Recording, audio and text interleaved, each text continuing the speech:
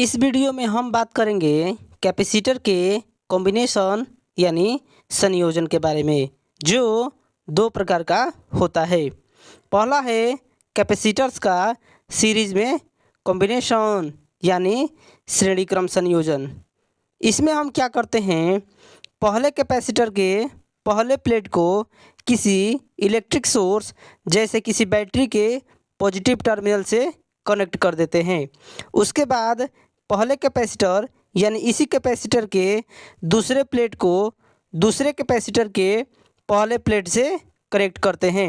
फिर उसके बाद दूसरे कैपेसिटर के दूसरे प्लेट को तीसरे कैपेसिटर के पहले प्लेट से जोड़ते हैं। इसी क्रम को फॉलो करते हुए हम अंतिम कैपेसिटर के दूसरे प्लेट को बैटरी के नेगेटिव टर्मिनल या अर्थ से कनेक्ट कर देते हैं। इस प्रकार का कॉम्बिनेशन हमें एक सीरीज में देखने को मिलता है। यहाँ पर आप 3 कैपेसिटर को सीरीज में कनेक्ट हुए देख सकते हैं। जैसे ही इन तीनों कैपेसिटर को सीरीज में कनेक्ट किया जाता है तो यहाँ से बैटरी का जो पॉजिटिव टर्मिनल है यहाँ से प्लस क्यू चार्ज रिलीज़ होता है और इस डायरेक्शन में माइनस क्यू चार्ज रिलीज़ होता है। पॉजिटिव चार्ज इस डायरेक्शन में आते हुए जो फर्स्ट कैपेसिटर है तो उसके फर्स्ट प्लेट पर ये प्लस क्यू चार्ज स्टोर हो जाता है और इंडक्शन के कारण यहाँ इस सेकेंड प्लेट पर माइनस का क्यू चार्ज स्टोर होता है। सेम वही काम होता है। ये जो सेकेंड कैपेसिटर है तो इस पर प्लस क्यू चार्ज स्टोर होता है और दूसरे प्लेट पर माइनस क्यू चार्ज स्टोर होता है। थर्ड कैपेसिटर पर भी जो उसका पहला प्लेट है इस पर क्यू चार्ज और इस पर माइनस क्यू चार्ज स्टोर होता है।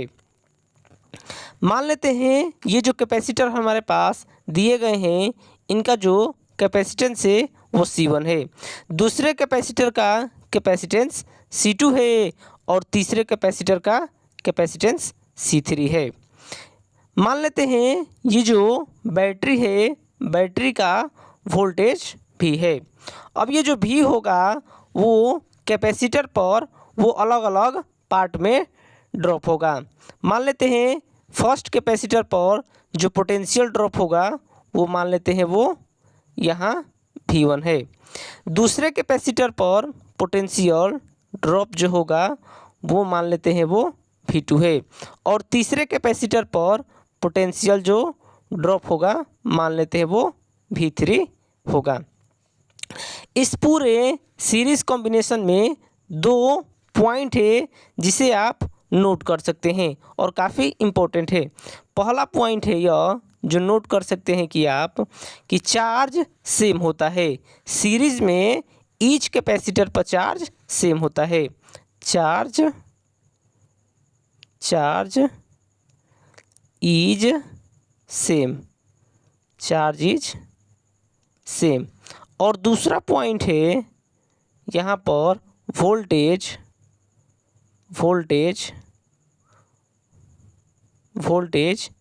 Is different. वोल्टेज क्या होता है, डिफरेंट होता है ईच कैपेसिटर पर। सो यहाँ पे जो टोटल वोल्टेज होगा V उसे हम इस प्रकार लिखते हैं, V इक्वल हो जाएगा ये जो V1 है V2 है V3 है इनका सम हो जाएगा। V1 plus V2 plus V3 हो जाएगा।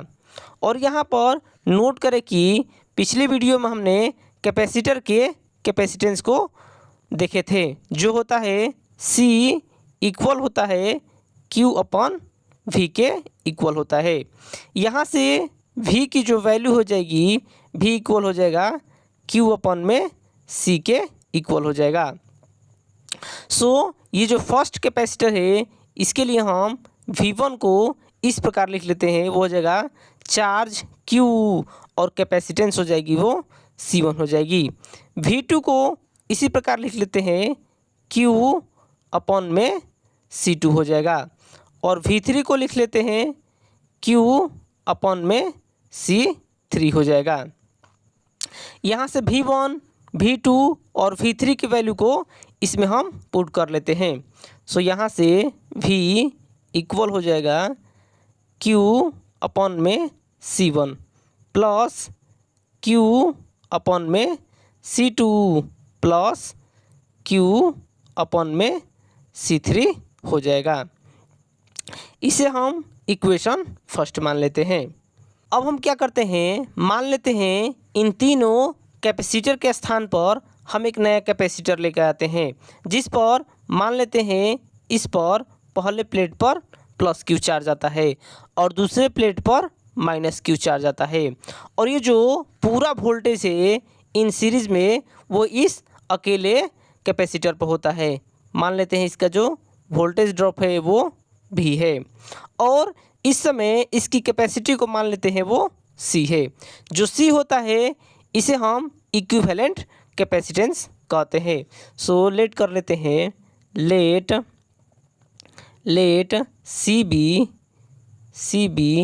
Equivalent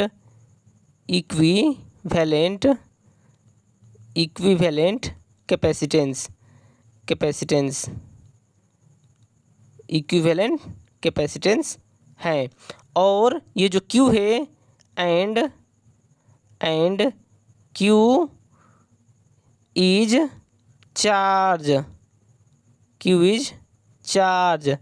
and V is voltage.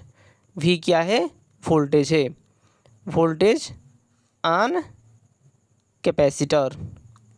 ये जो नया वाला कैपेसिटर है इस पर Q और V वोल्टेज और चार्ज हैं। सो यहाँ से लिख लेते हैं, यहाँ से हमारे पास हो जाएगा, यहाँ से लिख सकते हैं क्या, जो V हो जाएगा यहाँ से Q अपॉन C के इक्वल हो जाएगा। इसे हम इक्वेशन सेकेंड मान लेते हैं। फ्रॉम इक्वेशन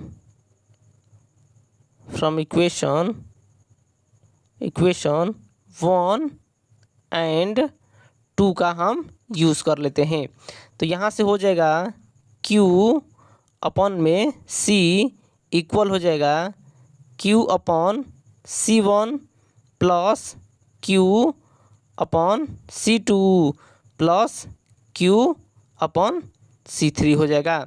इसे हम सिंप्लीफाई करेंगे आगे, तो Q upon C equal Q को कॉमन करेंगे तो Q ब्रैकेट में लिखते हैं 1 अपान C1 प्लस 1 अपान C2 प्लस 1 अपान C3 लिख लेते हैं। यहाँ से Q और Q कैंसिल हो जाएगा, तो यहाँ से हमारे पास क्या हो जाएगा, इसे नोट कर लेते हैं। वो हो जाएगा that simply 1 upon C equal हो जाएगा 1 अपान C1 प्लस 1 अपान C2 प्लस 1 अपान C3 हो जाएगा। और यह जो फार्मूला निकल के आया है, इसी से हम इक्विवेलेंट कैपेसिटेंस पता कर सकते हैं सीरीज़ के लिए। अगर हमारे पास 4 कैपेसिटर हो तो हम इसके लिए एक और टर्म ऐड करेंगे 1 अपान C4, या अगर 2 ही कैपेसिटर को यूज़ करना हो तो हम यहाँ से लेकर यहाँ तक यूज कर लेंगे। इस वजह से हम इक्विवेलेंट कैपेसिटर 1/C या फिर C को हम कैलकुलेट कर लेते हैं।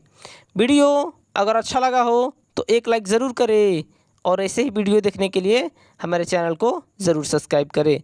नेक्स्ट हमारा पैरेलल प्लेट कैपेसिटर का इक्विवेलेंट कैपेसिटेंस क्या होता है उसे हम डिराइव करेंगे। तब तक के लिए थैंक यू।